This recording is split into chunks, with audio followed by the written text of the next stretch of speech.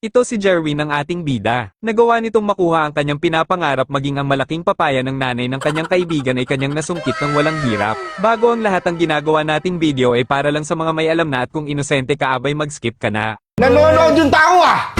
Nagpunta ang babae sa rooftop para magpahangin sana pero nandoon din si Jerwin na nalulungkot sa isang tabi.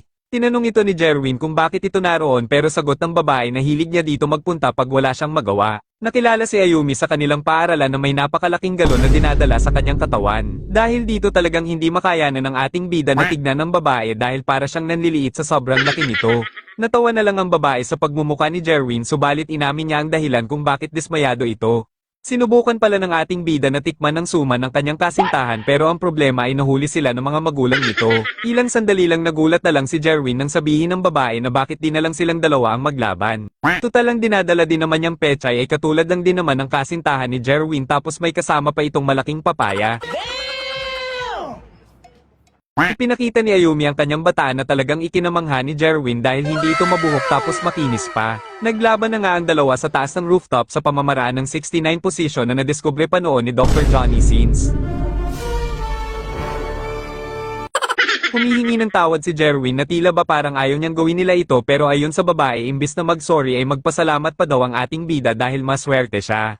Binuksan ni Ayumi ang dalawang bunga ng kasaganahan na muli na namang nagbigay ng pagkagulat kay Jerwin nang kanyang makita ito. Ginawa na ngang sanggol si Jerwin para maging masaya ka kaya niyakap na lang niya ito nang may kasamang pagbumba bilang pagbawi sa babae. Dahil dito nahulog ang loob nila sa bawat isa at natapos ng masaya ang ating bida nang natupad ang kanyang pinapangarap. Sa sumunod na araw tinanong ni Ayumi si Jerwin kung wala ba itong gagawin kaya sabay na ang dalawa na mag-aral ng mabuti sa bahay ng babae para sa darating na exams. Dahil mababait ang bida makakatanggap ito ng reward galing sa babae pero di nila alam na palihim silang pinapanood ng magulang ni Ayumi. Sa mga sumunod na araw nalaman ni Jerwin na may pinuntahan si Ayumi kaya ang magulang na lang ng babae ang nandoon kasama ang ating bida. Talagang di magbubunga ang bayabas at santol kaya naman pala gano'n na lang kalaki ang cocomelon ni Ayumi dahil nagmana ito sa kanyang ina.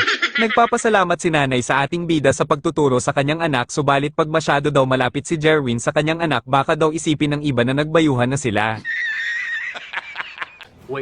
Hiniling ni nanay na turuan din siya ni Jerwin mag-aral kaya agad nitong isinara ang pintuan para walang sagabal. Subalit kakaibang pag-aaral ata ang nais gawin ni nanay kasama si Jerwin nang ipakita nito ang cocomelon naman niya at sinabing wag maingay itong si Jerwin. Kinuha ni nanay ang isang bagay at kanya itong ginamit sa kanyang leeg at kanyang sinabi na kasintahan na din siya ng ating bida bago ang laban.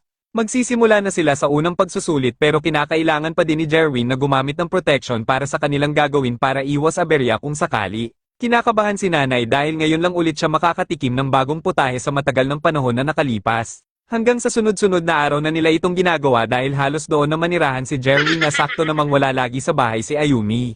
Ano ang masasabi nyo sa kwento ni Jerwin mga idol kasama ang dalawa niyang chika babe sa kwentong ito dahil nakaabot ka dito ito na ang title at bahala ka nang hanapin ito sa Google.